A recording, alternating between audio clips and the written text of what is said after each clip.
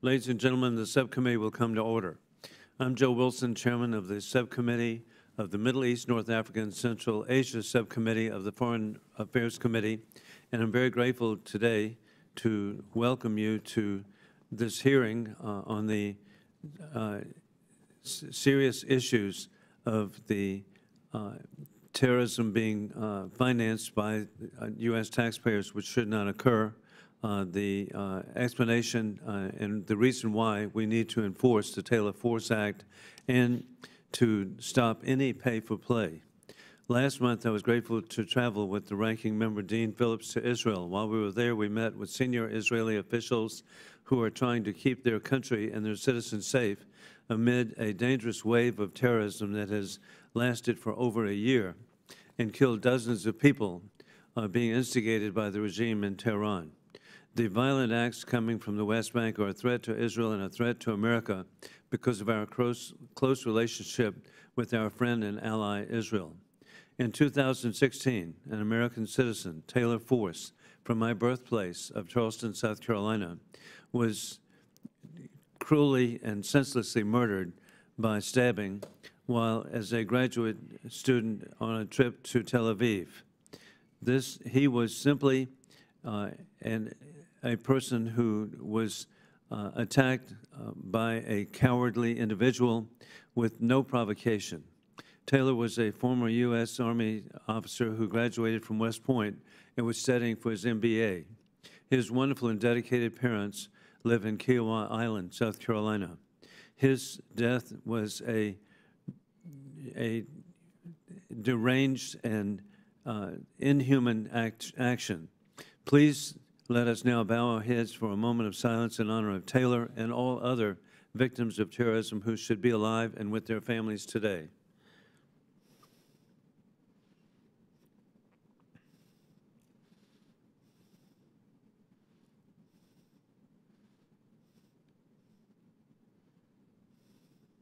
Thank you, and God bless the memory of Taylor Force. After Taylor's death, Americans were shocked to learn that the Palestinian Authority maintains a system for paying salaries and pensions to imprisoned terrorists or the families of the deceased terrorist. These outrageous systems of awards and incentivizing of terrorist mass murder is why we're here today.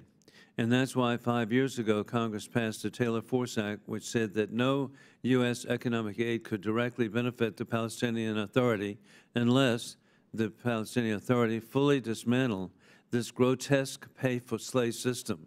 This made sure that no taxpayers were directly or indirectly enabling these payments for terrorism, but it also created an incentive for the Palestinian people to reject the PA's barbaric set of rewarding indiscriminate murder. Unfortunately, 5 years later, terrorists are still getting their blood money, and then Israelis are living through another wave of violent attacks. Right now, the Palestinian Authority is trying to assert demands and conditions on the normalization of talks between Israel and Saudi Arabia. But the Palestinian Authority is paying people to commit acts of mass murder. The United States government cannot take any of their asks seriously until they stop this conduct. I hope the witnesses today will tell us about more of what the United States can do to try to get this shameful pay-for-slay system dismantled. I also hope that our witnesses will speak to the role of the regime in Tehran in supporting the most recent spike of terrorist attacks and what that means for Israelis and Palestinians moving forward. I want to thank the witnesses for being here today, and I'm very grateful now to recognize our ranking member, Dean Phillips of Minnesota, for his opening statement. Thank you, Chair Wilson, for holding this hearing, and to our esteemed witnesses for joining us today. I look forward to a robust discussion on ending pay-for-slay and discussing the importance of ensuring security and stability in both Israel and the West Bank. This topic is clearly an important and timely one, as tension and violence in the West Bank is at an all-time high, with more Israelis having been killed in terror attacks through August of this year than in all of 2022 combined, along with a corresponding increase in violence against Palestinian civilians and their property. Further, President Abbas's recent comments that yet again distort the Holocaust and promote anti-Semitic stereotypes only seeks to incite hatred and make peace even more difficult to achieve for all. And let me be clear, I condemn terrorism, I condemn glorification of terrorism and anti-Semitism in all of its forms. The Taylor-Force Act, which Congress passed into law in 2018, rightly prevents economic support funds from going directly to benefit the Palestinian Authority until they end their grotesque policy of compensating individuals who commit acts of terrorism and the families of deceased terrorists. This policy not only rewards acts of terrorism, but also moves us further away from a negotiated two-state solution that aims to see Israelis and Palestinians living with equal measures of freedom, security, and prosperity. The Palestinian Authority must continue to work with the United States to end this harmful practice and create a system that supports all Palestinian people in need without incentivizing violence. With violence at an all-time high, it is important to understand the numerous challenges contributing to the deteriorating security situation in the West Bank. Armed groups, particularly in Jenin and Nablus, have flourished as a younger generation of militants have become increasingly active. Israeli military incursions, a lack of political process, declining legitimacy within the PA, severe economic stagnation, and the proliferation of weapons have all led to growing discontent. While many of these frustrations are indeed homegrown, it no doubt creates an opportunity for malign actors like Iran and Hamas to exploit, as hastening the downfall of the PA only creates a governance void in the West Bank and further jeopardizes Israeli security. The Palestinian Authority is already on a downward spiral, as we all know. While the PA was created as an interim step in a diplomatic process that would culminate in statehood, it is sadly apparent that we are no closer to a Palestinian state than we were when the PA was established after the Oslo Accords. Furthermore, the PA today has severe economic and governance challenges. A recent press release from an IMF staff visit noted that, quote, persistently high unemployment and poverty add to macroeconomic fragilities, end quote. And according to the Palestinian Center for Policy and Survey Research, around 80% of Palestinians consider the PA to be corrupt, 80%. As these issues deepen, the PA leadership has responded by becoming even more autocratic. President Abbas, who is almost 88 years old and is on year 18 of his 4-year term, has repeatedly chosen to arrest critics, close political space, and prevent serious discussions of what or who comes after his passing. So how does the United States support the Palestinian people while also ensuring that United States dollars do not support a corrupt, mismanaged government that incentivizes terror? The United States, in accordance with all U.S. laws, including the Taylor-Force Act, supports a variety of programs that help address the root causes of violence and instability, including public health, social services, education, private sector productivity, and workforce development. The Middle East Partnership for Peace Act invests in Israeli and Palestinian peace-building and cooperation, while the United States Security Coordinator for Israel and the Palestinian Authority facilitates communication between Israeli and Palestinian security units and works to ensure the PA security forces become the effective and well-trained force necessary to assert more control in the West Bank. All of these efforts are in place to foster opportunity, understanding, and stability, which will ultimately benefit both Palestinians and Israelis. So let me close by speaking briefly about regional normalization. The Abraham Accords, the Negev Forum, the East Med Gas Forum are all examples of great opportunities to bring the region together around shared interests and a desire to make the Middle East a more secure, stable, and prosperous region. These efforts must prioritize having Palestinian voices at the table. As the U.S. continues to negotiate with Saudi Arabia on a path to normalize relations with Israel, we must capitalize on this opportunity to demand the PA take accountability for its governance, economic, and security crisis, and to push both sides to take meaningful and permanent steps towards a negotiated two-state solution. It will take the hard work of Israelis, Palestinians, regional and international partners to step up to the plate and take risks in the name of peace. But it is something that I would argue we should all strive for. With that, I thank you, Mr. Chair, and I yield back. Actually, I have no time left, so I yield back. Thank you very much, Ranking Member Dean Phillips, and you were perfectly on time. And also, I hope you see, too, there's really bipartisanship as we approach this issue today, and Republicans and Democrats are united that there should be every effort to block any U.S. taxpayers going to promoting pay for slay. We're pleased to have our distinguished witnesses with us today. The Honorable Elliot Abrams, former Deputy Assistant to the President and Deputy National Security Advisor. We also have Jonathan Schanzer from the Foundation for Defense of Democracies. And finally, we have Dr. Michael Kaplow from the Israel Policy Forum. Thank you all three for being here. And we want to thank you for being here. Your statements will be made part of the record. And if each of you could have your spoken remarks to 5 minutes so that we may have time for questions from our members, and they too will be held to 5 minutes. I now recognize Mr. Abrams for the opening statement.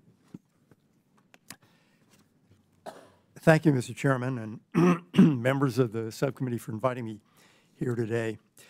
Let me start by saying that something you mentioned, that there's a serious rise in terrorism and terrorist attacks in the West Bank this year. Why has that happened? I would give you 3 reasons. First, Iran. I think Iran is making a serious effort to get more money and more weapons into the West Bank. Obviously, much of it is blocked by Israel or Jordan, but some of it gets through across the Syrian and Jordanian borders. Secondly, Hamas is trying very hard to increase the amount of terrorism in the West Bank and in Jerusalem. It wants to restrain attacks from Gaza because it wants to avoid Israeli strikes on Gaza, where it is governing. It wants a level of calm there. It wants the border crossings open. It wants the violence to be in the West Bank, and it is succeeding in doing that. So far this year, 35 Israelis, I believe that's the correct number, have been murdered by terrorists, more than in all of 2022. And thirdly, underlying the increase in terrorism is the Palestinian Authority's continuing refusal to fight terrorism, unless it comes from their rival for power, Hamas. And of course, when they're doing that, they're not really fighting terrorism. It's a kind of power struggle between the PA, PLO, Fatah, and their rival in Hamas. As long as the pay-for-slay system continues, the message to Palestinians is terrorists should be honored and rewarded. There are clear alternatives to pay-for-slay. It would be reasonable, I think, for the PA to say, for example, that whatever the crime is committed, the criminal's family, children should not suffer. They could have implemented a welfare-based system, a system of family allowances based on the number of children. One example. And they have steadfastly refused to do that, precisely because such a system would no longer honor and reward terrorists based on the seriousness of their crimes. The Act, the Taylor Force Act, continues to constitute effective pressure against that unacceptable system. It has not meant, as you said, Mr. Chairman and Mr. Phillips, it has not meant abandoning the Palestinian people. As you know, it only affects ESF funds that go directly to the PA. This year, the Biden administration resumed funding for UNRWA. And this year, the United States will again be its largest donor at over $200 million. I want to make 2 points quickly about the Taylor Force specifically. First, the Act urges that at the UN and in all bilateral and multilateral engagements with all governments and organizations committed to the cause of peace, U.S. diplomats are supposed to highlight the issue of Palestinian payments for acts of terrorism and urge other governments and organizations to stop payments to the PA until they stop the pay-for-slay. I don't think that's being done. And I would urge the subcommittee and committee at some point to ask Secretary Blinken and Ambassador Thomas Greenfield, why not? Secondly, the Act calls on all donor countries providing budgetary support for the PA to stop it, to cease budgetary support until they stop incentivizing terror.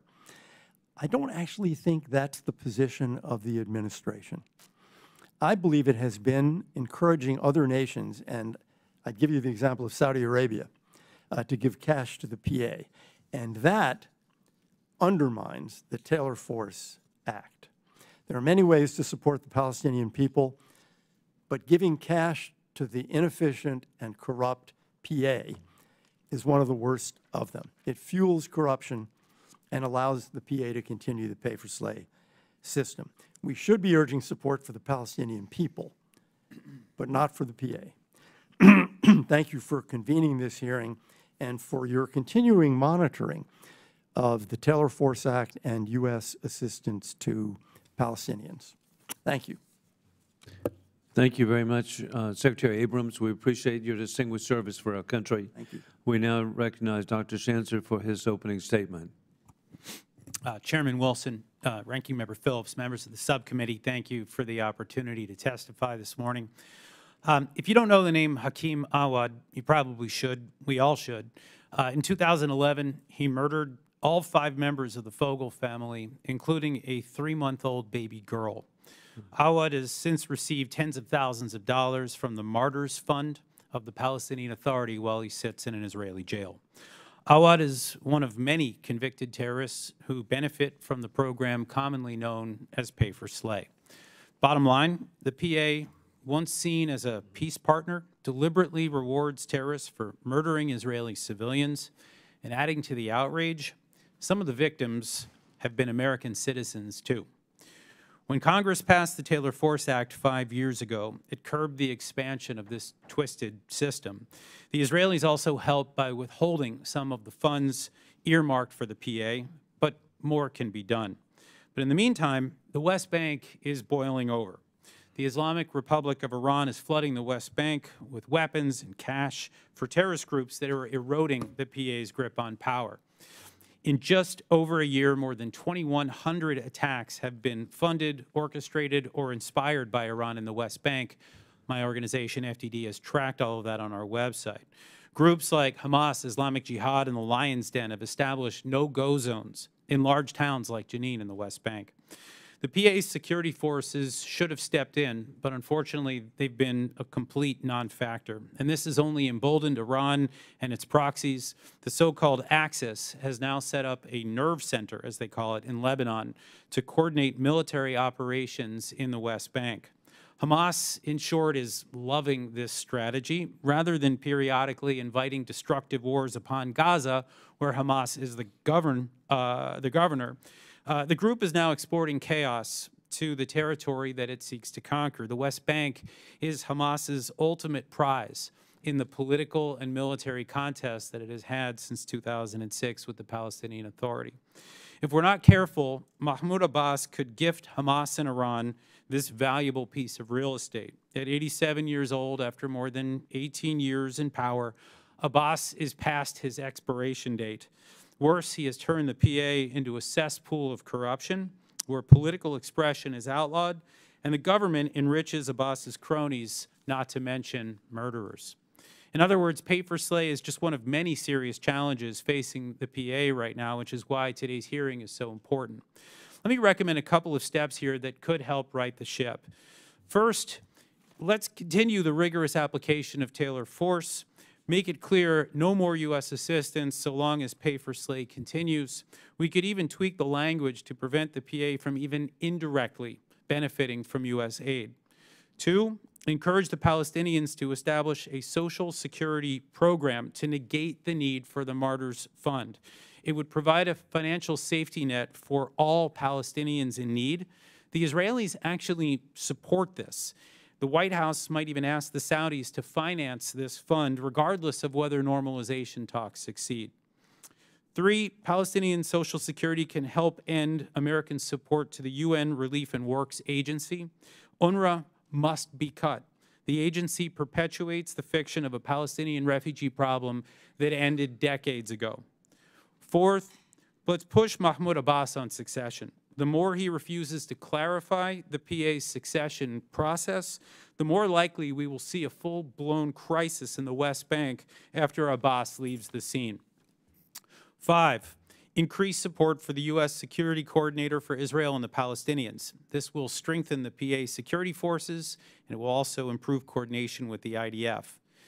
Similarly, we should strengthen the military cooperation between Jordan and Israel, particularly along that porous border, that long border between the two countries, where Iran and Hezbollah have been smuggling the bulk of the weapons getting into the West Bank. Next, we should enforce the rewards for justice bounty on Hamas West Bank leader Saleh al-Rouri. He roams free in countries like Turkey and Qatar and Lebanon. We should be forcing these countries to take action. Eighth, we should pass the Hamas International Financing Prevention Act. This would mandate sanctions on senior Hamas and Palestinian Islamic Jihad terrorists, as well as individuals, companies, and foreign state actors supporting them. And finally, we must halt all sanctions relief and ransom payments to the Islamic Republic of Iran. The regime directly finances West Bank terror. If Washington wants to sustain the PA and protect Israel, our Iran policy must change. Let me stop here. On behalf of FDD, thank you for inviting me, and I look forward to your questions. Thank you so much, Dr. Schanzer, and we now recognize Dr. Koplow for his opening statement. Mr. Chairman, Mr. Ranking Member, and members of the subcommittee, thank you for the invitation to appear before you to discuss the important issue of terrorism against Israelis and the situation in Israel and the West Bank. This issue has taken on greater salience this year, as more Israelis have been killed in terror attacks through the end of August than Israeli terrorism fatalities in all of 2022. Combating Palestinian terrorism directed at Israeli citizens and increasing stability and security for Israelis and Palestinians alike are clear interests and priorities of the United States. It is critical to continue holding the Palestinian Authority to account for its payments to prisoners and families of those killed in the course of committing terrorism, as these payments incentivize violence against innocent Israelis and run counter to any peaceful resolution to the Israeli-Palestinian conflict. In addition to enforcing the Taylor Force Act and fully implementing its provisions until its conditions are satisfied, it is also important to promote additional measures and policies that will counter the trend of increasing violence. This requires unwavering support for Israeli security and support for measures that will stabilize the West Bank and build toward a negotiated and viable political outcome that improves the lives of Israelis and Palestinians. The Taylor Force Act is an important policy tool that seeks to shift PA behavior away from tying and escalating payments directly to violent acts. This payment system is an insidious initiative that encourages the murder of innocent Israelis, and it must be stopped. The Taylor Force Act must remain in place until the PA meets its requirements, and the burden must be on Palestinian leadership to demonstrate compliance, one of which may be moving to a needs-based system. The Taylor Force Act contains a number of exceptions to its prohibition of economic support funds. This approach smartly recognizes the balance required between holding the PA to account for its misdeeds and ensuring that areas under the PA's control do not devolve into anarchy, while continuing to work toward peace between Israelis and Palestinians. Support for the Palestinian people, rather than support for the PA, demonstrates the American commitment to improving lives and providing an alternative approach to violence. ESF that is not controlled or implemented by and does not directly benefit the PA demonstrates to Palestinians the United States' commitment to their well-being and to a future society that can live in peace alongside Israel. Similarly, the Nita M. Lowy Middle East Partnership for Peace Act funding promotes active engagement and dialogue between Israelis and Palestinians in support of a future two-state outcome. People-to-people activities that receive funding through MEPA provide pathways to peace while making terrorism less desirable. Perhaps most saliently, it remains vital to support the efforts of the United States Security Coordinator in ensuring that security cooperation between Israel and the Palestinian Authority continues, and that the Palestinian Authority security forces are properly trained and prepared for counterterrorism and law enforcement activities. The drop in organized terrorism against Israelis since the first decade of the 21st century is attributable in large measure to the success of the USSC mission. An effective and well-trained PASIF provides both severe risk mitigation for Israel's defense architecture and a key building block for future Palestinian statehood. The USSC's support for security coordination between Israel and the PA also ensures that Israeli security needs are met. Concerns about the PASIF's performance and willingness to confront terrorist elements in Palestinian cities are absolutely warranted. But the PASIF remains an important security partner for Israel, as Israeli political and security officials routinely attest. There are measures that the United States should take in partnership with Israel as well, in order to choke off incentives for Palestinian terrorism. The United States should encourage Israel to limit growth in Israeli settlements to areas that would not challenge the contiguity of a future Palestinian state, and to dismantle settlement outposts that are illegal under Israeli law. There is no excuse for terror. There are no actions that justify its use. Yet all those who live in the region have a responsibility to avoid inflammatory behavior that can lead to escalating tension on the ground. The United States should also embrace the opportunity created by the Abraham Accords to use the expansion of regional normalization to incentivize the PA to institute necessary reforms. The United States and Israel can both encourage states that have normalized relations with Israel and potential future normalizers to engage with the PA on reforming its institutions and policies, including, and foremost, payments to prisoners and families of terrorists, in return for the resumption of economic assistance. Furthermore, including Palestinians in the normalization process will help inoculate these historic agreements from the instability that is endemic to the Israeli-Palestinian conflict, and can also incentivize Palestinians to embrace a diplomatic process rather than turn to terrorism.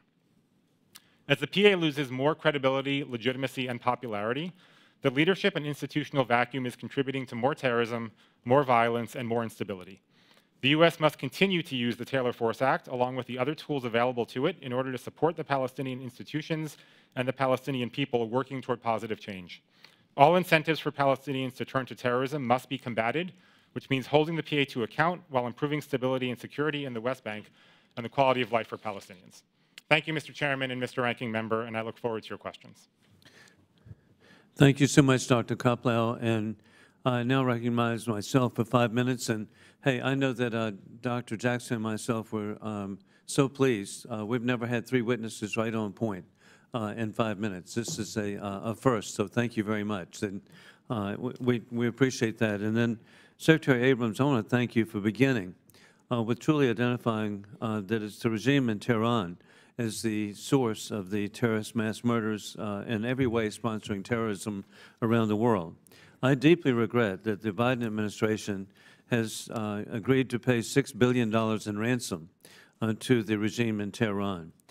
To me, this is just so bizarre, as we are still in the global war on terrorism, and additionally, we now have a war instigated by war criminal Putin, where clearly with the Chinese Communist Party, the regime in Tehran, we have a conflict between dictators who seek to rule by gun, opposing democracies with rule by law.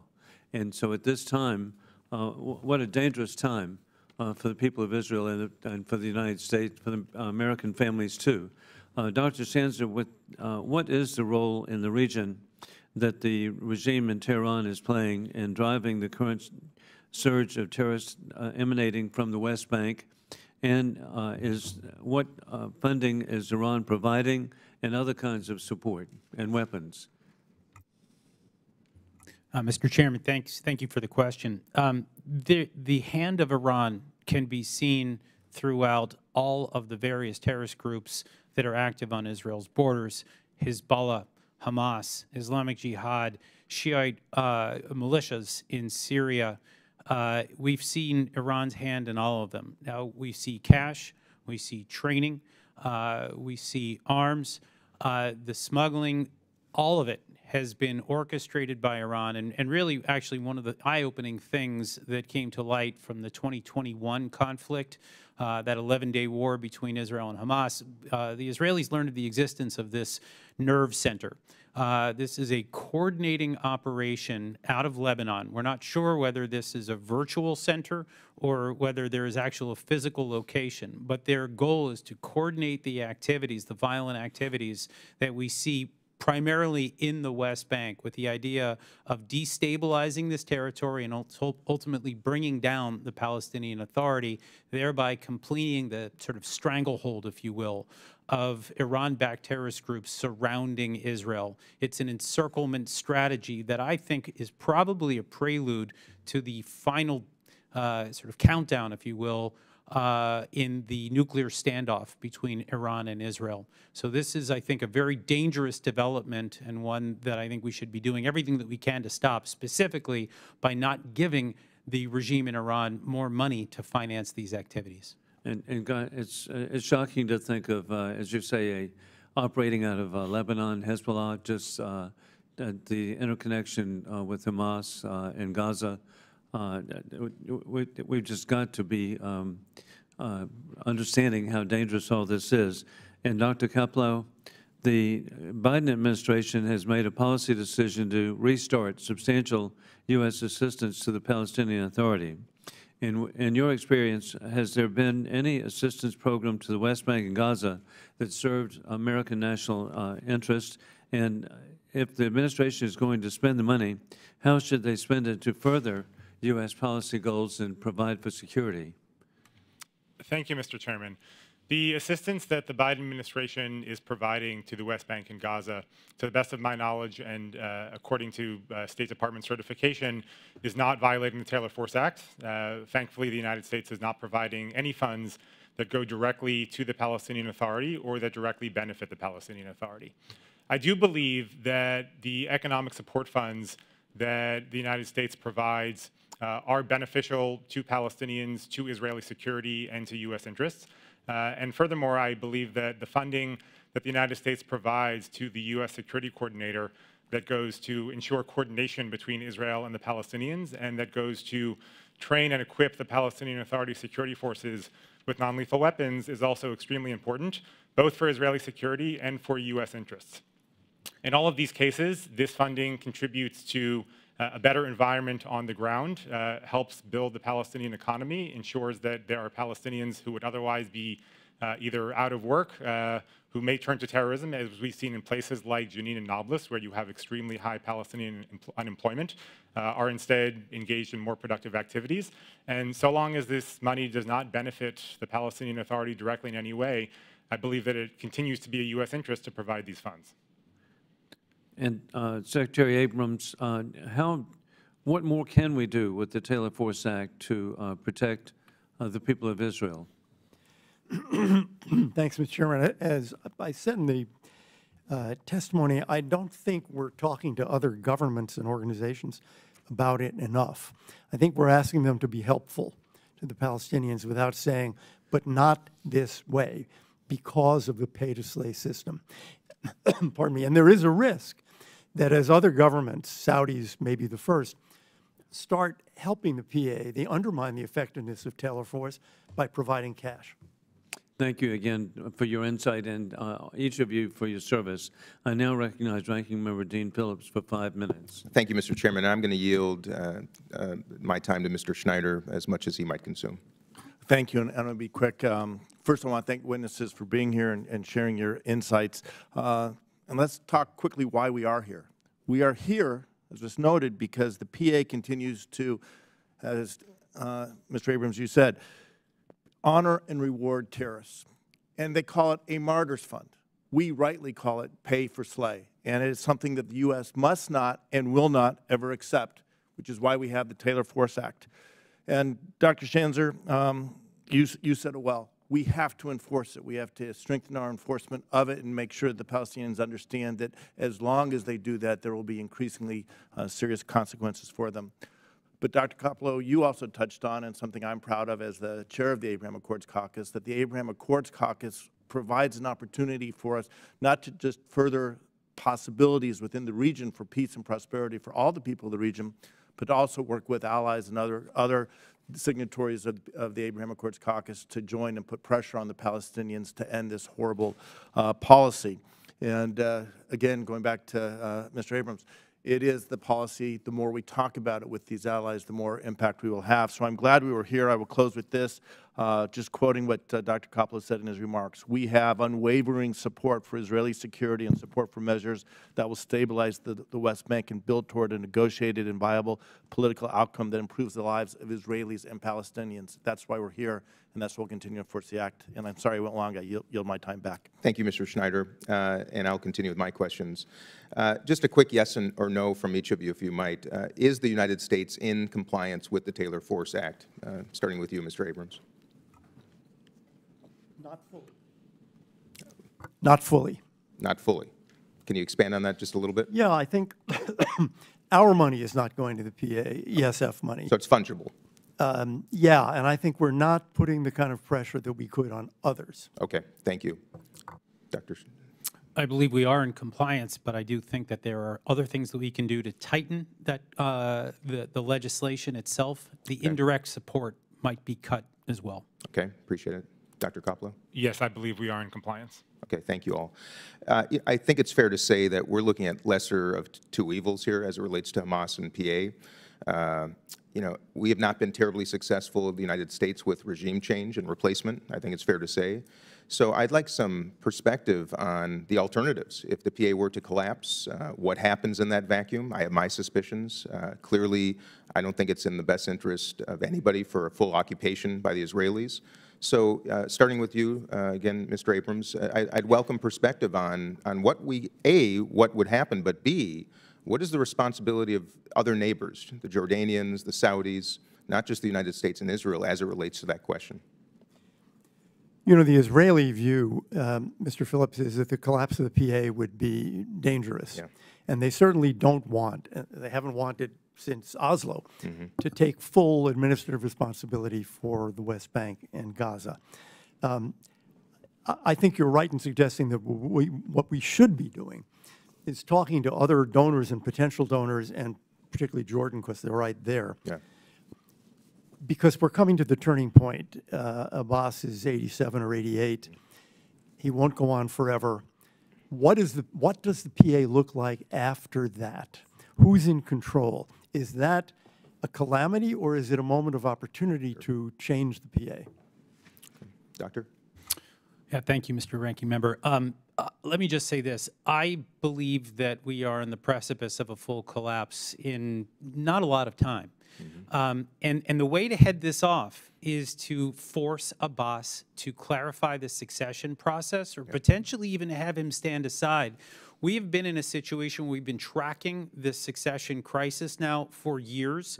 The State Department has refused to engage directly with the Palestinian Authority for fear of upsetting Mahmoud Abbas, for fear of, I don't know, destabilizing him in some way.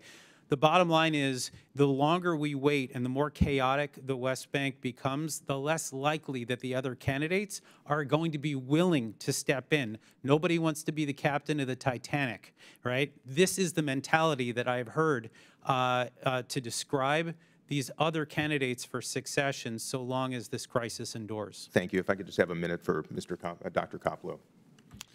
Thank you, Mr. Ranking Member. As Mr. Abrams, I think, rightly notes, Israel has a strong interest in keeping the Palestinian Authority in place. That has been the policy of successive Israeli governments, including the current Israeli government. If the PA collapses, the two most likely scenarios, in my estimation, are a full Hamas takeover of the West Bank, and they have been working assiduously over the past couple of years to increase their presence in the West Bank. And second, Israel goes in and reestablishes its presence in large Palestinian cities, as was the case before the establishment of the Palestinian Authority, and as was the case during the Second Intifada, which is an outcome that I know the Israelis would like to avoid at nearly any cost. Okay. Thank you all. I yield back. Thank you very much, Congressman Phillips. We now proceed to Congressman Brian Mast of Florida. Thank you, Chairman. As U.S. representatives, it is, of course, important that we ask, is the U.S. in compliance with something? But I think it misses a more important question, which maybe I'll see if we have time to answer at the end, which is just simply, why is the PA paying people who kill Israelis? It's maybe a little bit more of a philosophical question, but probably a more important one to answer to get to the crux of the issue, in my opinion. I want to use this backdrop of agreement to push something that I personally believe and then ask for analysis on it. I think the two-state solution is dead, and I think it should be dead. I've never agreed with it personally as an individual. It never made sense to me that you take an entity and make a state out of it that from its very inception would likely be a terrorist government organization. And I think you all have quantified that in part. Pay to slay does exist. You know, you've all said in various ways they want, Mr. Abrams, they want violence here but not there. They're very tactical and specific about where they want it, using the terms West Bank terror, you know, incentive for violence, and the list goes on. This is not hyperbole. Everybody agrees on this. Personally, I think we should be working to optimize the status quo. And I use myself as an example to say sometimes, you know, look, I'm missing 2 legs. Things are never going to be perfect for me, but I work to optimize the status quo that exists for me. I think we should be working to optimize the status quo that exists there, because sometimes things just aren't going to get better in a certain place. I'm not going to regrow legs. I don't think the 2-state solution is going to regrow there. So I want to start with this question with the time that I have. And it was starting to be touched on in the last one. And it's just simply this. Would Hamas, let's just start with this, would Hamas win an election in Gaza? And then I'll ask, would Hamas win an election in the West Bank? And then I'll ask, would Hamas win an election combined? There are polls, Mr. Mast. And I'm familiar with them. So, you know, many of them show that Hamas would win in the West Bank, but Fatah would win in Gaza. The devil you know is not liked because people live under repression, and so they react against the government that is repressing them. Today, I think Hamas probably would win because the PA is so unpopular. I would tend to agree that I think Hamas has a leg up, if you will, on the Palestinian Authority. But I think it boils down to poor governance and corruption on the part of the PA. It is so thoroughly detested by its own people that Hamas has emerged as the anti-corruption candidate, and this is what lends it that credibility right now. And I'll let you answer as well, sir, but let me add something that maybe after you answer, you all could go back and answer as well. Should we be negotiating separately? Should they be considered separate entities, Gaza and the West Bank? Thank you, Congressman. Polls obviously are difficult within the West Bank and Gaza. I agree with Mr. Abrams that the likely scenario is that Fatah would win in Gaza given Hamas's unpopularity, that we should, of course, doubt the free and fair results of any election in Gaza held under Hamas auspices. I think in the West Bank, it's more complicated. Fatah, before the last elections that were scheduled and then canceled, had fractured into different lists. I think if there was one Fatah list that ran in a unified fashion, it would have a better chance of winning in the West Bank. But certainly, the Palestinian Authority and Fatah are deeply unpopular in the West Bank at the moment, given the various issues within the Palestinian Authority of corruption, transparency, and non-democracy. Just to answer your question, Mr. Congressman, we already are treating the West Bank and Gaza as 2 separate entities. In fact, if we're to be honest right now, the chances of a 2-state solution are essentially nil because we have a 3-state solution.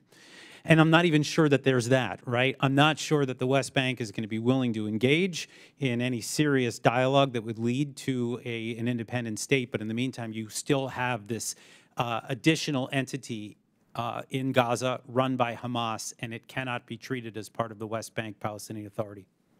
Anybody care to touch on that first question from the very beginning?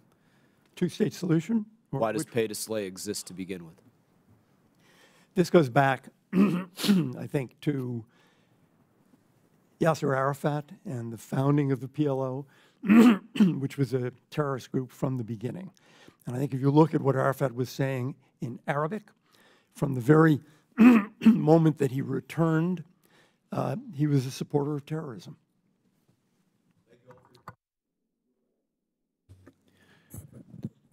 Thank you very much. We now proceed to Congresswoman Kathy Manning of North Carolina. Thank you, Mr. Chairman. I have a constituent in my district whose daughter, an American who was living in Israel, was killed by a Palestinian terrorist. Every month, this grief-stricken father calls me to ask why that terrorist's family continues to get money for the devastating crime he committed. And those calls are a searing reminder to me that the PA's appalling policy of rewarding the families of terrorists is reprehensible. It should be condemned by all, and it must be stopped. When deadly terrorist acts are rewarded with money, it encourages more terrorism and makes peace harder to achieve.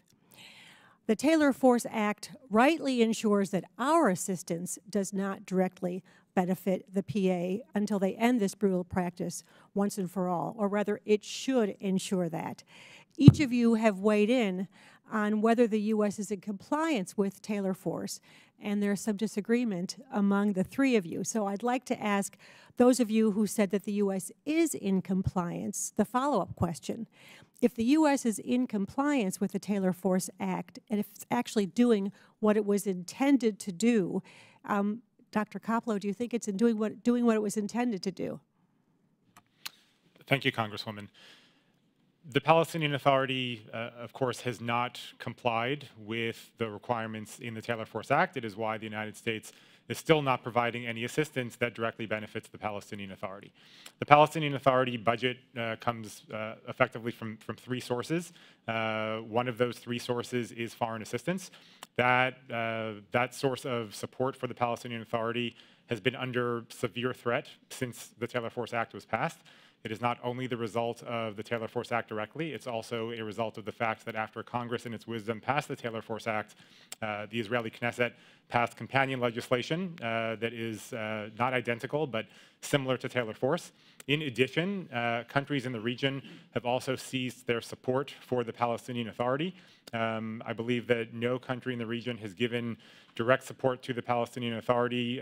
Some reports say 2019. I've heard from Israeli officials since 2017.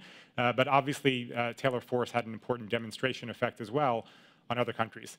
The Palestinian Authority is undergoing severe fiscal crisis as a result. I think that the pressure needs to be maintained on the Palestinian Authority, and I think that the more that pressure is felt, the closer we will get to the Palestinian Authority ending this awful practice and hopefully instituting a different system that is not based on rewarding terror. Dr. Schanzer, would you agree with that?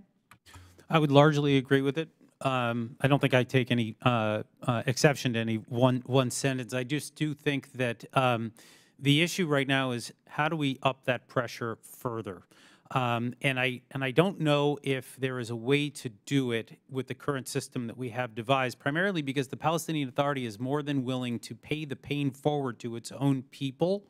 In other words, that budget that Dr. Koplow just mentioned that continues to constrict because of America cutting its assistance, the Palestinian Authority will just essentially deprive its own people. What I've suggested here, based on what conversations that I've had with Israelis and others who are very familiar with this dynamic, they suggest the implementation of a social security program that would begin to provide a safety net for all destitute Palestinians, people who are in need, and cut this other program entirely. You could have people who are in jail or the families of those who are in jail receiving the same amounts as any other family in the West Bank. That would, I think, be an equalizer, if you will, and that would be the way, at least one would hope, we could cut pay for slay entirely. Thank you. Mr. Abrams, I want to turn to the malign influence of Iran, which we know is growing in the region. What can we be doing to cut off the flow of resources from Iran to terrorist groups like Hamas and PIJ in the West Bank and in Gaza? I think it's very important that we work as closely as possible with Jordan. It used to be the case not too many years ago that you never heard about money or guns crossing over from Jordan, but you do now. I don't think it's probably a lack of effort on the Jordanian part, but it's happening. So I think we should be having conversations with them and the Israelis about how to do better at sealing that border. What changed? Why were they effective previously, but there's more leakage of resources and weapons now through Jordan? It may just be a much greater Iranian and Hezbollah effort, and maybe the Jordanians haven't sort of reacted by raising their effort. Thank you. My time is about to expire. I yield back. Thank you, Congresswoman Kathy Manning. And we now proceed to Congressman Dr. Ronnie Jackson of Texas. Thank you, Mr. Chairman. Thank you for holding this important hearing today, and thank you to our witnesses for being here. We here in Congress cannot afford to ignore the threat posed by Iran, Iranian military proxies, terrorist organizations in the Middle East, all against the interest of the United States and our allies. During my time in Congress, I've done everything I can to support Israel. I've signed letters to demand answers and to hold the Biden administration accountable. I've written legislation that has been signed into law. I've traveled to Israel as part of official delegations to show the world that the United States stands with our unique and important ally. Let's just be clear, Israel has the right to exist in security, free from violent assault, and the United States should do everything we can to uphold that right and to oppose all those who threaten it. While I found that there are some here in Washington who do not share my views, unfortunately, there are too many in public office who are choosing to side with the terrorists against Israel. And just in my personal opinion, some of those are members of our current administration in the actions that they take or they fail to take. The Biden administration knows that the Palestinian Authority pays terrorists to injure or kill innocent Americans and Israelis in Israel through its pay-to-slave program, and they know American taxpayer dollars are directly funding it. This is in direct violation of the Taylor Force Act. It personally makes me sick to think about it. So I thought I personally wanted to do something about this and take action more so than what's been done to date. Last December, in my personal capacity, not as a member of the Congress, but in my personal capacity, I was proud to join with Taylor Force's parents, Stuart and Robbie Force, to sue the Biden administration and Secretary Blinken for their blatant violations of the Taylor Force Act. The Taylor Force Act is named after Taylor Force, of course, a U.S. Army veteran, a West Point graduate, considered to be a native of Lubbock, Texas, in fact, which is where I was born and just minutes away from my hometown in Levelland. Sadly, he was murdered by Palestinian terrorists, and we all know the story here, while he was in Israel. His killers were then rewarded by the Palestinian Authority with a bounty payment as part of the pay-to-slave program. Taylor Force was a good American, and it breaks my heart to think that U.S. taxpayers' dollars in any way contributed to his death. We must honor his life and his legacy by ensuring implementation of the law and preventing these senseless and brutal murders from ever happening again. President Biden, in my opinion, has willingly ignored the law by resuming payments of U.S. taxpayer dollars to the Palestinian Authority, directly facilitating and promoting violent extremists against our greatest ally. Our lawsuit demands that the U.S. government abide by the Taylor Force Act and immediately end funding to the Palestinian Authority. According to an article from Forbes during the last year of the Obama administration, over 350 million U.S. Taxpayer dollars were sent to the Palestinian Authority. In 2018, President Trump cut that aid to zero in accordance with the Taylor Force Act. Just a few months after coming back into office, President Biden made the horrible decision to resume sending U.S. taxpayer dollars to the Palestinian Authority, which has been, in my opinion, directly used to fund this type of terrorism. It's common knowledge, and we mentioned this in passing, that once these taxpayer dollars are given to the PA, that those funds instantly become fungible. While the funds may be designated for humanitarian support, in reality, these funds, if nothing else, they free up other resources within the Palestinian Authority organization that can be put towards terrorist attacks and the pay-to-slave program.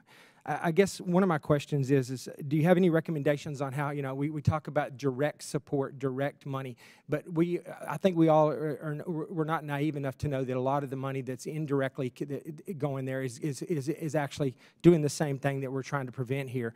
What ways can we in Congress, what things can we put in place to assure that there's no indirect money that's going to support this as well? Because I think that serves the same purpose, and we're not accomplishing anything that we wanted to accomplish with the Taylor Force Act if we allow that to happen. Should it be tied to some type of incentive, as the terrorist attacks, rise, the money, dries up? I don't know. Do you have any suggestions? Mr. Abrams, I'll start with you. Well, this kind of hearing, I think, is a great way to draw attention to this. And I think you should have another hearing like this with administration witnesses, asking them whether they are pushing as hard as they can on the PA, on other donors, and making sure that the money that's going in from state and from AID is not going to the PA indirectly, as you suggest. I would just add this, that we currently have a position at the State Department's Coordinator for Palestinian Affairs. And in that office, we see the day-to-day advocating for additional funds to the Palestinians, in some ways looking for creative workarounds to the Taylor Force Act and its enforcement.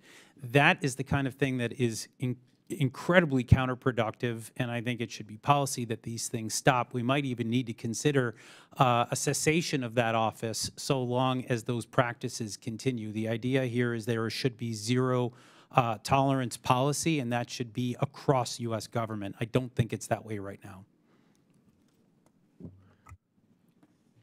Thank you, Congressman. I believe that the United States must continue to very thoroughly vet every organization, as the State Department does, that receives any grant money through ESF or through MEPA, and it's important that that vetting continue and that Congress maintain its oversight over that vetting process.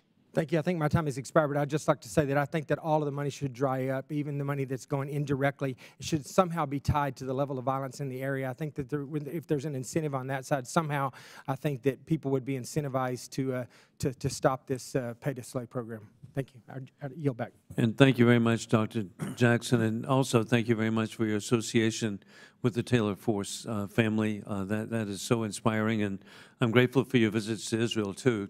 The Ranking Member Phillips and I, a month ago today, were in Jerusalem meeting with Prime Minister Benjamin Netanyahu, and so our associations are so important. Next, we have Congressman Brad Sherman from California. Thank you, Mr. Chairman. 12 years ago, quite a number of members of this subcommittee and the full committee joined me and co-sponsored my bill to make Israel a visa waiver country. I'm pleased to report to this subcommittee that while that bill never became law, today the administration announced the action to make Israel a visa waiver country. There is nothing more important for the U.S.-Israel alliance than to allow travel of Israelis to the United States. And the economic benefits of this will be very substantial, as Startup Nation has a lot of deals to do with American business. But now we focus on the purpose of this hearing, which is considerably less joyous. For decades, the Palestinian Authority has paid cash stipends to terrorists in Israeli prisons and their families, and has paid stipends to the families of terrorists who are killed. The clear purpose of this is to incentivize terrorism. Taylor Force, a 28-year-old West Point graduate, was stabbed and killed by a Palestinian terrorist in 2016. That's why we passed the Taylor Force Act. I'll ask any of our witnesses, how much of the PA budget is consumed by these pay-to-slay payments? The PA faces severe budgetary shortfalls and relies on international assistance to sustain itself. Would they be in a better position to provide services to the Palestinian people if they stop these payments? Yes, Doctor. Yeah, thank you, Congressman Sherman. The number that we hear coming out of the Israeli system is that it's somewhere in the neighborhood of $300 to $350 million per year. And what is that as a percentage of their overall budget? Do any of the witnesses know? I'm not sure what the current budget is. The current budget is, of course, not public and not transparent, but the best estimates are that it is somewhere between $4.5 billion and $5 billion annually. 4.5. So closing in on 10% of their budget is going to these terrorist-promoting efforts. And not only do you have to look at the money they lose by making the payments, it's the money that they would be getting from good people around the world if they suspended these payments. Our law in particular, the Taylor-Swift Act, prevents us from direct benefits to the Palestinian Authority. And while we've cut that assistance, pursuant to the Taylor Force Act, we continue to provide indirect assistance, security assistance, and funding through UNRWA. How does this funding impact the effectiveness of the Taylor Force Act? Do we have to do more to affect Palestinian Authority policy, Mr. Abrams? Any funding that goes around the Taylor Force Act undermines it, and that is true to some extent of UNRWA. UNRWA has its own problems, as you know, Mr. Sherman. In addition, there are the questions of who's on the staff. There are the questions of what's being taught in UNRWA schools. So to use UNRWA as a kind of bypass is really a very bad solution. I understand. I hope our purpose is to prevent pay to slay, and you give to UNRWA that, for example, in their education programs, promotes terrorism. Dr. Kaplow, why is the pay-to-slay program so politically important for the Palestinian Authority? What consequences do its leaders face themselves if they abandon the program? Thank you for the question, Congressman. The issue of prisoners is paramount in Palestinian society, and so there is an enormous amount of political pressure on Palestinian leadership to make these payments. Is this the people speaking to the leadership, or is the leadership whipped up this sentiment by propaganda so that they're now responding to the very attitudes that they created? I'm not sure if I can answer that question, because I think it's something of a chicken and an egg question. But certainly, Palestinian leadership has been grossly irresponsible with this policy. I do think that they are, in some ways, responsive to sentiments within Palestinian society about the importance of prisoners. And as Mr. Abrams and I'm going to sneak in. Is there any effort to tell the Palestinian people how much they're losing, not only from the 8 or 9% of their budget, but from the other money that would be flowing were it not for these payments? I think there is. I think that ordinary Palestinians certainly feel the pinch that the Palestinian Authority is feeling because of its budgetary crisis. I yield back. Thank you very much, Congressman Sherman. We now proceed to Congressman Tim Burchett of Tennessee. Thank you, Mr. Chairman. Are any of y'all familiar with the Phoenix Center for Research and Field Studies? Congressman, I'm a bit familiar with it just from its online presence and from some reporting on it I've seen. I have simple yes or no will be fine, sir. I'd be fine. Yes. Sir? No? I'm not. No, Congressman. Well, the Washington Examiner has brought to light a report by the watchdog group NGO Monitor. The report shows that the Phoenix Center has received over $30,000 in U.S. funds, has been partnered with the Popular Front for the Liberation of Palestine and the Palestine Islamic Jihad, two U.S. designated terror groups. Mr. Chairman, I request unanimous consent to submit this report titled New State Department Grantee Supports Resistance, Partners with Palestinian Islamic Jihad Leaders into the record. Shall be accepted. Thank you, Mr. Chairman. Now, according to the Phoenix Center's website, it has supported armed resistance against Israel, which is, of course, a euphemism for terrorism. I don't know if y'all catch this or not, but we're using American tax dollars to fund these thugs against an ally, Israel, and yet you all, our own State Department, has listed them as a terrorist organization, yet we're funding them. In one discussion, participants in a Phoenix Center meeting emphasized the importance of resistance action and that the viable Palestinian choice of confronting the occupation's threats will require continued resistance action until achieving a third intifada. I'll have to ask somebody else to pronounce that word for me, but y'all know what I'm talking about. But knowing this, do y'all believe that the State Department is conducting appropriate oversight who receives U.S. taxpayer dollars? Sir, I don't, and I think you're pointing to a big error that State Department and AID make. What they do to vet a group is they ask the National Counterterrorism Center or the FBI, the Phoenix organization, is it on the list? And if it isn't on the list, then everything's fine. They don't do even internet research to try to find out the things that the Washington Examiner had that NGO Monitor found out. They didn't put a spy in the organization. Well, sir, let me submit to you, we give you all, what is over $60 billion a year, this State Department. You know, and I'm sure everybody up here will write a strong letter to these terrorists, but they're dirtbags. They're killing people, killing innocent people. That's why we're here today talking about this. I submit to you that that's not acceptable. And I think we as a Congress ought to start acting like a Congress like we're supposed to do and have control over this country's checkbook. And this money, whether it be $30,000 or 30 cents, going to a terrorist group, to me is just not acceptable.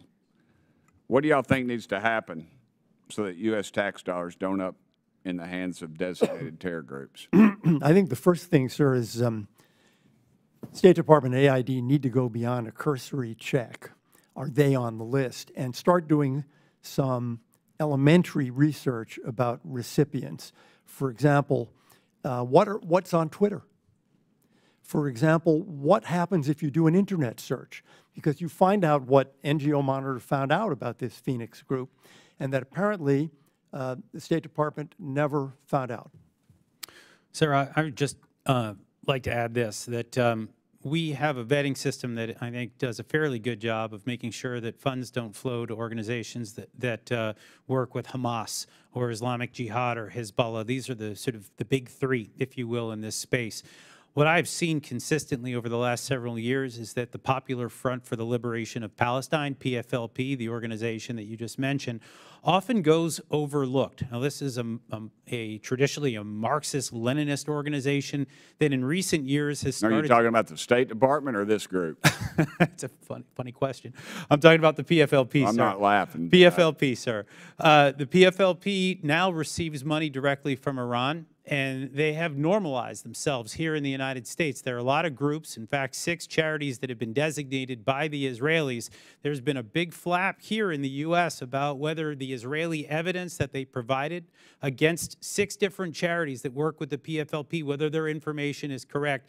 I think starting with an investigation into PFLP and some of the other smaller groups might help kind of tighten the noose a little bit on the way that this funding flows. Let me stop you right there because we're out of time, Mr. Chairman. I would just submit to you that y'all had one job and you failed. I would hope better in the future because we'll be looking at available dollars, and this to me is dollars that need to go elsewhere and not terrorizing Israelis. Thank you, Mr. Chairman. Thank you very much, Congressman Burchett. We now proceed to Congressman Rich McCormick of Georgia. Thank you, Mr. Chair. Thank you for the witnesses for your testimony today. U.S. foreign aid money should serve American national interests and should not reward behavior that hurts ourselves or any other country. I think we all agree on that. The Taylor Force Act, signed into law by President Trump in 2018, prohibits U.S. aid money to Palestinian Authority until they stop paying for these stipends for the Martyrs Funds. In 2019, the U.S. made no contributions to the Palestinian Authority because of this, but President Biden blindly resumed these payments with very little evidence of added oversight. I hope anyone who, by the way, cares about Israel or cares about terrorism is paying attention to who they support. This past May, terrorists in Gaza launched rockets at Israel. And since the beginning of the year, Palestinian terrorists have murdered 27 Israeli civilians and 3 soldiers. Our aid cannot continue to reward and encourage this kind of behavior directly or indirectly by honoring those who participate in these activities. Honorable Mr. Abrams, do the Economic Support Fund dollars allocated to the West Bank and Gaza Strip by Biden administration, does it illegally benefit the Palestinian Authority? Not to my knowledge. I think the ESF funds are being withheld in accordance with the Taylor Force Act. Does sending aid money to Palestinian Authority serve to direct, does it serve a direct U.S. interest? I think it's a direct U.S. interest right now that the PA not collapse overnight, because I think that would create chaos. Have prior reductions in U.S. aid to Palestinian Authority, such as when we denied them their funds, such as Trump did in 2018, did that result in a collapse of the Palestinian Authority? No, it clearly did not. Okay, so is it because something's changed since then? Well, I think it's partly because they keep running up debts. It's partly because they are getting money from other sources. And one of those sources, you know, is the government of Israel, which withholds customs taxes and then pays some of them basically to keep the PA afloat. Kind of doing a history research on this and looking at the rise and fall of the PLO, the PA, Yasser Arafat. You probably know better than I, but you guys realize Yasser Arafat kind of what brought in this nationalist movement, the anti-Zionist movement, during a time, as far as my research shows, where we had fairly peaceful people that were your typical electricians, your plumbers, your middle-class workers in the Palestinian region, had free travel all over Israel, and then this nationalist movement. Does anybody want to tell me where Yasser Arafat was born and grew up? He was born in Egypt, to the best of my knowledge. Exactly, Egypt. Then he came over to Palestine, raised this nationalist movement, which now we're kind of basically supporting the same nationalist movement, I would make the case, with our tax dollars, which all support martyrs, with our tax dollars for this movement that wasn't even born and started inside of Palestine, but came from a foreign nation with a people that were anti-Zionistic by definition, and now we're paying to support an organization that you said, by the way, didn't suffer when we didn't pay for it.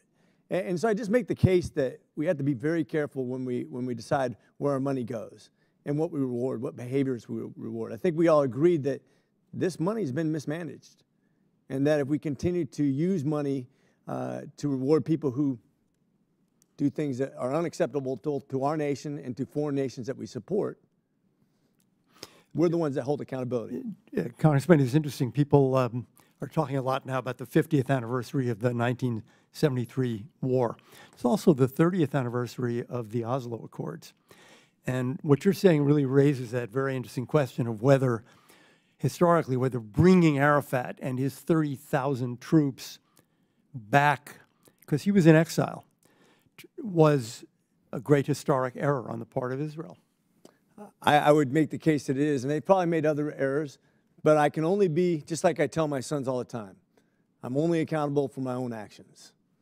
And whether Israel makes mistakes or not is on them, but whether we make mistakes with our money and who we support, that's on us. And that's why I call for higher accountability and not to spend money on people who support terrorist organizations. With that, I yield.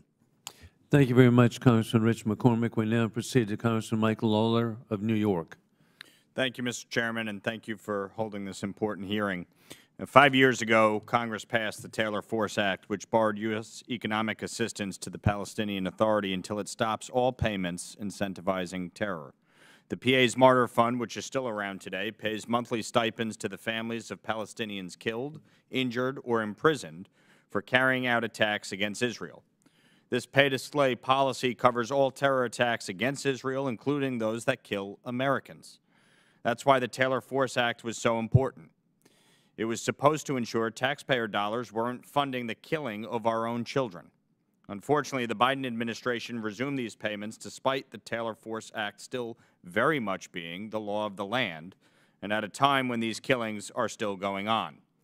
Just this past February, American citizen Ilan Ganels was murdered by a Palestinian terrorist in the West Bank.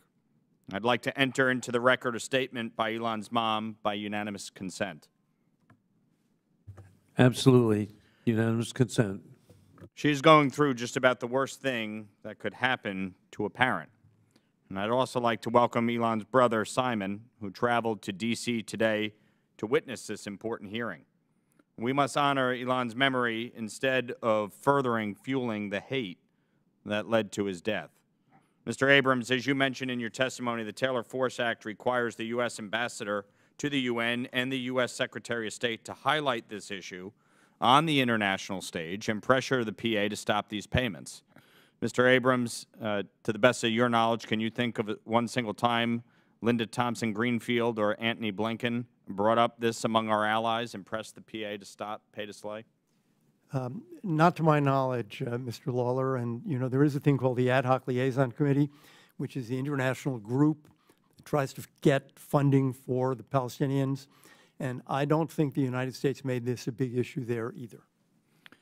Not only have they not made it a big issue, they've failed completely to comply with this requirement, but they've actually been encouraging other countries to raise payments to the PA. It's absurd. And it's encouraging terrorism, violence, and corruption, and it violates our laws. And I've been especially appalled at the administration's dragging their disregard for the Taylor-Force Act into negotiations regarding a Saudi Arabia-Israel normalization agreement. I've consistently said that bringing Saudi Arabia into the Abraham Accords is critical to cement Israel's role in the Middle East, but the Biden administration is going about it all wrong. Recent reports indicate that a potential deal may include Saudi Arabia resuming financial payments to the PA. And this is just another example of the Biden administration neglecting the Taylor-Force Act and instead choosing to bolster the credibility of the anti-Semitic, anti-Israel, and pro-terror PA. Mr. Abrams, are you aware of these reports? And can you give a few thoughts on how this agreement could be dangerous? If the agreement basically undermines the Taylor-Force Act by getting the Saudis or others to give cash to the PA, then it really is undermining the legislation completely. And it's rewarding the PA for refusing to comply with what the Taylor-Force Act demands. So as the Abraham Accords grow in importance, and maybe there's an agreement that includes Saudi Arabia, this issue becomes far more important because it would allow potentially the PA to laugh off the Taylor-Force Act. I'd like to submit an op-ed recently written by former Secretary of State Mike Pompeo and Sandra Gerber by unanimous consent.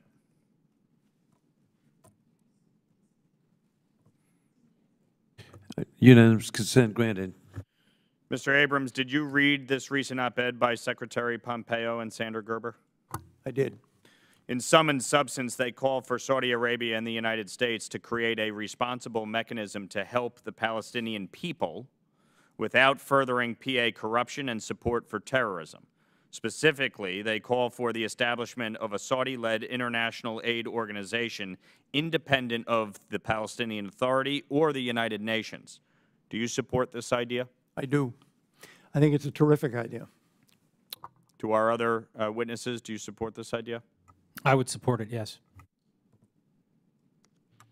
Congressman, I think that's one approach. I think another potential approach is using the opportunity of the leverage that Saudi Arabia has over the Palestinian Authority to actually force it to implement some of the reforms that we've discussed here today. Look, there's no question that Saudi Arabia has the ability to have influence, and I think that's why the Abraham Accords is so important. It's why I advocated for a special envoy for the Abraham Accords so that we can focus on getting Saudi Arabia to the table. But I think one thing is fundamentally clear.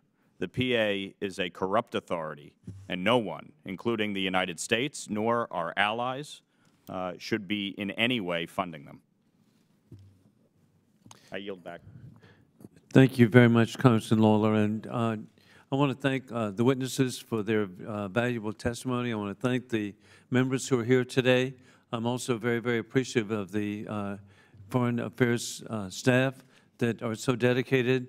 And at this time, we may have additional questions from for the witnesses. And then I would like to invite our Congress members who are still here for a picture with the our witnesses. If the witnesses would stay in place, and Rich and Michael, y'all are welcome to come and have a picture taken.